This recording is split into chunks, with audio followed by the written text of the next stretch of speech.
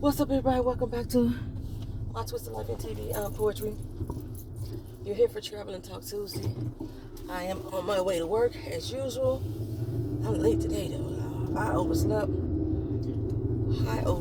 so I'm figuring that my boss is probably gonna call me doing this recording. So if you hear the phone ringing, that's what that is. But I can't answer it because if I answer the phone doing a recording, it's gonna cut the video off. And I'm trying not to do two separate clippings because I noticed that when I do two separate clippings, when I add my little trailer to the front, either the sound get thrown off somewhere in the video, my voice ain't matching my words, or it put that big black box around the outside of the video, which makes it look weird as hell.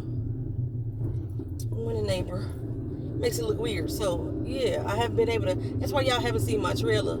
My little intro video. I like my little intro video, but that's why y'all haven't seen it on every video. I've been trying to figure out how to get that black box to be removed from around the frame, or how to make sure that when I clip my pieces together, that my damn audio don't go off track. And since I'm not, a videographer, an editor, stuff like that, I don't know what the fuck I'm doing. It takes me forever to figure out how to get my doggone camera to face the right way once it does the flip thing. When it's gonna flip it and look like I'm driving the wrong direction, like I'm in the UK or something. Yeah.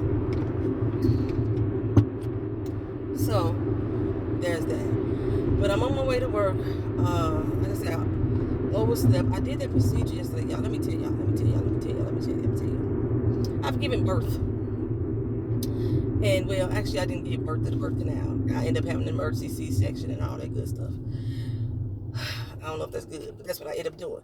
Okay, but I went through labor pains and things like that, and feeling the dilation, and I did all that stuff. I've even broken my ankle to the point where the bone was sticking out of my leg in two different places. I was in a car accident. I flew off a mountain in a freaking car accident. We flipped over and rolled and shit. I still did not feel the type of pain that I felt yesterday during that procedure. I called on Jesus a few times. I'm letting you know. And he was like, "New phone, who this?" That's how he was, because we ain't talked in a good while. You know what I'm saying? He was like, "New phone, who this?" So I'm telling you, I go into this procedure. Now they told me that they was gonna give me a local anesthetic to numb me up, so I didn't have to go under, with the anesthesia and stuff like that. And so that's what I was expecting. But remember, I told y'all I'm part of a case study. My dumb ass decided to join up for a case study because they were trying to test out this ibuprofen-like medication to see the effects of it, right? Well, they gave me the medication. I personally think that I got the placebo, only because I was having other pains the day that I took it, and nothing happened. They didn't ease it up, nothing. Matter of fact, the pains I was having intensified a little bit more. Basically, I thought I was growing a cyst on my tailbone, because that's where the pain was at. But when I went to the doctor for this procedure, I had them look at that too. She was like, "No, it looks like you just have a tear at your tailbone in your skin. Nothing in my booty hole, nothing like that. If you go down my back or tailbone, where the tailbone in, that's exactly where the tear in my skin was at. So that's what I was feeling, and I thought was a cyst. They said, "No, it's just a tear. It'll heal on its own. Just keep it dry. Use some they say gel, petroleum. I normally would use castor oil to help heal it, but just for the most part, other than that." So I got a lot of tears that I didn't know I had. I got one on my finger right there. I thought it was a splinter, but I was like, I don't deal with wood, or where did I get a splinter from? But that hurt, and that's in pain. That one little spot, I think it's a paper cut. That hurt like hell. Okay, and then I got one on the back of my hand. Hurt. I did that. I know when I did that. I was wiping myself, and my fingernails caught my skin. That shit hurt too. Cut the shit out of me. Okay, so needless to say, I had other pains that their case study medicine didn't do. So I probably got the placebo, because that's what they said it was going to give me a placebo or the actual thing, right? What I did not know is because I was doing this case study, they wasn't going to give me the anesthesia, the local anesthesia. I didn't know that. I didn't know that placebo medicine was the only pain medicine that they was going to give me. I had to take that the day before and the morning of the procedure. But based off of everything that I was still explained, I was still getting the local anesthesia. That didn't happen. So I'm in here, can I say under the knife? She really didn't use a knife for real. She used a pair of scissors that was about 2 feet long. Them scissors was long as hell. And she had to dilate me, and it was dilate me in the nether region, not my eyes. Dilate me in the nether region just to do the, man, let me tell you. She's like, I want you to give me a number on a scale of 1 to 10, what your pain feels like. 0 to 2, you know, you cool, you can have this discomfort. 4 to 6, you know, you got a little bit more pain. It's like, Then you get to 7 to 8. Oh, you know, that's unbearable. But then you get to 10, I need to see to the ER type of pain, right? That's how she would describe it. When she first did the first part, she said I was gonna feel pain twice. She lied. Once we got into I did the first one, and I felt a little pain. I was like, that's about a 3/4. That's about a 3/4. You know what I'm saying? Then she did another. She said, okay, here comes the second one. I'm thinking, okay. And I was like, oh, motherfucker. You know, I was like, hey, sweet baby Jesus. I know I did that. And I was like, that's about a 6, 7. You know, 6, 7, you're getting up there, right? She said, you calling on Jesus, that might be a little bit higher. I was like, yeah. Then she gonna come and say, okay, here comes the third one. I said, wait a minute, damn it. You said it was gonna be 2. Now it's the third one. That third one sent me over.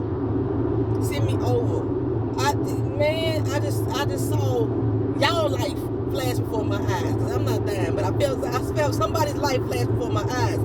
It turns. I couldn't tell whose life it was because the tears that was in my eyes was clouding my judgment. I didn't know what was going on there. If you merging, what the flabbergasted, what the hell is that?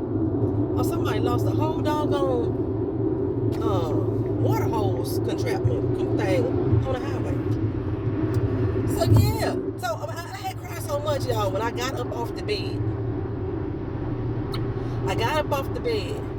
The entire sheet, you know, they put it down on the cover of the bedding for you, soaked. That's how much I was crying. Because I wasn't sweating. That's how much I was crying. Baby, when I tell you the pain, sheer motherfucking pain, then they told me that I was going to have some bleeding and everything like that. I was kind of spotted. And I think I spotted maybe like an hour, maybe, if that long. So I haven't had but then they couldn't find the shit, right? They supposed to say, mama just sent me a text about something. Then they couldn't find the shit, right? So they did an ultrasound to see how everything looked or whatever, and the equipment wasn't charged up. So I was in there longer than I needed to be. I got there at 10:15, and I ended up leaving like 11:30. She told me it's supposed to take 15 minutes. That bad. So they gave me like a heating pad, a heating thing, you know, ice pack and a heat pack. They gave me one of them. Because I started feeling like cramping, but not, you know, pain. It's like as soon as she got done, it was over. That's that quick. But I know people, I was on the 4th floor of that hospital. I know people down in the basement heard me screaming, y'all. I just, oh my goodness. I was like, never again. But that wasn't the case study part. So it wasn't like, oh, I ain't gonna do another case study. Case study was just the medicine that's supposed to have been the pre-painkiller that didn't kill shit. They should have told the black motherfucker that they wasn't gonna give me the goddamn local anesthesia because I was doing this case study. Because I don't like that type of pain. I don't like that type of pain. Why are we going slow? Me not understand. And I can't go around because they going fast. And I don't understand why we going this slow. that y'all not getting. I can understand if we wasn't doing this. I mean, if we was doing the speed limit, and you know, people just speeding up on you, trying to they'll bully you out the way. I can understand y'all keeping y'all groove, but they not even doing the speed limit. I am just now currently hitting the speed limit that they supposed to be doing over in that their lane. But I need to get back over in that their lane because I'm getting on the other highway. I'm just trying to find the right person. I was going to say the right person to get behind, and I think this was, yeah, let's get around these MFs. I think I found a slow person. He still moves slow up here. Okay, anywho. So yeah, that was bad. And then after that, I had to go do the doggone C19 test, y'all. Not because I was feeling any kind of way, but because I have another procedure. Remember, I had the procedure on my heart. Or the testing on my heart, not a procedure. I had the testing on my heart coming up Thursday. But in order for me to do that type of testing, I have to have a C19 test because I can't be masked during the procedure. I mean, the doctors and stuff can, but I can't be. So, in order to protect myself, they want to make sure that I don't have a C19. I hope they tested the motherfuckers that's in there doing the procedure and making sure they ain't got it either. You know what I'm saying? No, don't just trust me. Did you get your test 4 days ago? But I had to do the test 4 days before the procedure in order for me to actually do it. I haven't got my results yet. I think they said they'll call me if there's an issue. If they don't call me, just show my ass up on Thursday. I think that's how it works. But I get the by tomorrow at least, I'll get to go online and see what my results were. And I believe that I was negative. My mama just got, she had to get tested when I took her to the hospital, and she was negative. We live in the same household, so that shit hurt. They used like a little skinny straw. It was almost like a coffee stirrer. It was almost like a coffee stirrer, and that's what they put in my hand. And they went in there and then they started wiggling that bitch around. I'm like, why we doing all that? That was like. She gave me a tissue because she said some people start sneezing, some people nose start dripping, some people have nosebleeds. Luckily, I didn't have none of those things. The only thing it did was clear my sinuses up. It cleared my sinuses up. Because when I was crying in the first procedure, you know, when people cry, when you have a good cry, that heavy, hard cry, your mucus membranes, you know, they get filled with fluids too, because sometimes you can do that heavy cry and then you start draining the snottage too. Well, my mucus membranes had filled up. I just didn't do the drip. That I could recall. I might have been, I'd be crying so bad I didn't realize that it was snottage coming down too. Anywho, they cleared that up when they did that C19 swabbage thing. So, needless to say, I'm a little bit stiff right now. I don't have any work restrictions, so I should be able to make it through my day. I pray to God that it ain't no heavy load today. I wasn't there yesterday, so I don't know what went on in my area. But the person that I said that works when I'm not working is new. That was his third time doing my assignment, and he's still not fully, you know, don't fully have the flow of it yet. Okay, what the fuck are you doing?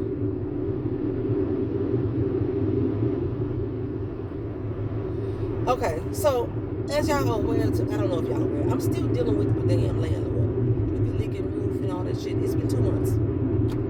Now I told y'all before, I might not have told y'all, from what I read, Florida law states that landlords are supposed to fix the shit, have the repairs done within 2 days.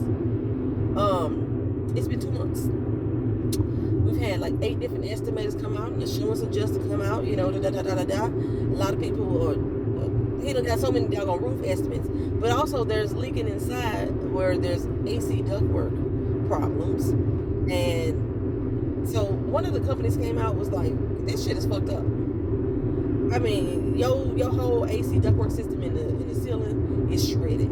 It's literally raining in your attic. You know what I'm saying? And so me and the man had already talked. I was like, she ain't finna use you because you got too many problems. You identified too much shit that need to be repaired, and he don't want to put the money out for that. So they're not gonna use you. Trust me.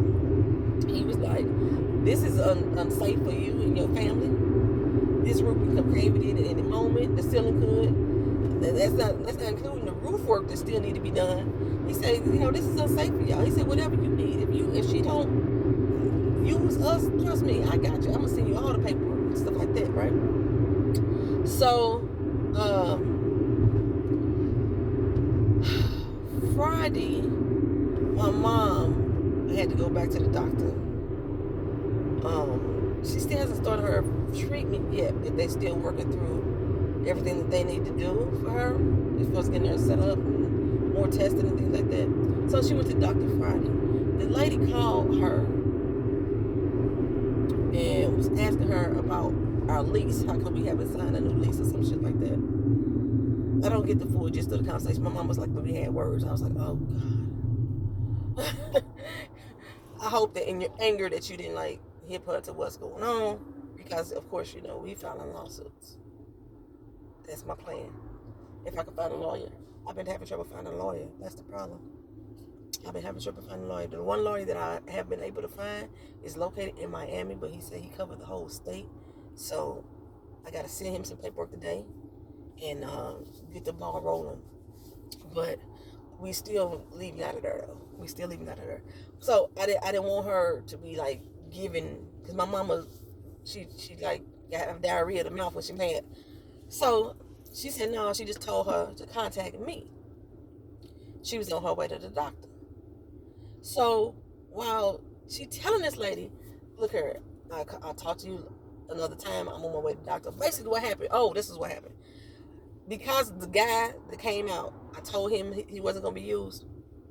So she called another person. Going to get another estimate. I don't know how many fucking estimates y'all need to keep getting done on the same fucking work. How many more estimates? Well, my mama told the lady, look here, ma'am, I'm on my way to the doctor. Call me back on Monday and we can discuss this, right? So the property manager called my mama so I heard you were refusing the service. My mama said that ain't what I said. What I told the lady is that I'll be on my way to the doctor right now. The same thing I'm telling you. Call me back on Monday. And we get everything, handle what have you. So that sparked off the argument that led over into the lease renewal conversation and stuff like that. And my mama basically hung up on her. So she sent me a text saying, your mama told me to contact you. Now, normally I would say, you're grown. We all on this lease, or we all have individual way to Florida make us do it. Everybody got signed their own agreement or what have you. So, you can tell her your portion, what you want to do, whatever. But I didn't want her to. So, yeah, I'm glad she didn't. But, so she sent me a message. We responded back to her. Let her know. I was going through some medical procedures. When I get done, then I'll contact you. I'll reach out to you. Why this motherfucker sending me emails all day long? I just sent you a message in response to your message. It says, I'm going through medical procedures. I'll contact you when I'm done. Okay? She sent me emails all day long. But what her emails was about the lady that my mama told to call back on Monday so she could set up the appointment. Now, my mama already talked to the lady on Monday, and they already set up the appointment for the day. My thing is, first of all, don't be sending no motherfucker to my house talking about they on their way there today. No, that's not how that shit works. We need more than a couple hours notice. Okay, so my mama set the appointment for the lady to come out today to do whatever work they need to have done today. Actually, she ain't doing no work. She's just coming out for another estimate. But the chick hit me up talking about, did I talk to the lady? And she sent me the message about on the email that she sent me about the first guy. I said, I'm not sure. I said, the first people, I gave the company's name. And I said, they came last week. You already spoke to them. They already told you what they found is. Or are you trying to send yet another person to come to this house and tell you the same thing that y'all already been told? And on top of that, when the hell is the damn roof going to get fixed? It's been 2 months. We done had 8 estimates come off of that. The insurance adjuster came off of that. And ain't nobody did no work yet. It seems to me that y'all just sending estimators after estimators after estimators come out to the house to look at shit that y'all know y'all not going to get fixed. Y'all trying to buy time, which is why you so fucking worried about whether I'm going to renew this lease or not. Because last year, we didn't even go in her until the day before the new time frame we're supposed to start to sign anything. Now I know we say we're supposed to wait, we're supposed to have to do it in 30 days, we're supposed to have to do it by a certain date. But at least also says too, if we don't do it, then we automatically go into a month to month. So why the fuck are you hounding me about the goddamn renewal time? Because our lease says that if we don't do an actual lease renewal, then we automatically go into a month to month. And I have to give you a 30-day written notice to tell you what day I'm leaving at. Stop haranguing me. That's basically what my... So I'm... Baby, these motherfuckers get on my GD nerves. Gosh darn. My gosh darn nerves. I'm trying to stop cussing as much. It ain't gonna happen. Ooh. I think I cuss more now than I did in St. Louis, y'all. Y'all let me know. Y'all used to watch my Traveling Talk Tuesdays in St. Louis. Did I used to cuss like this? Or did I cuss more? I used to cuss more at drivers. I don't know.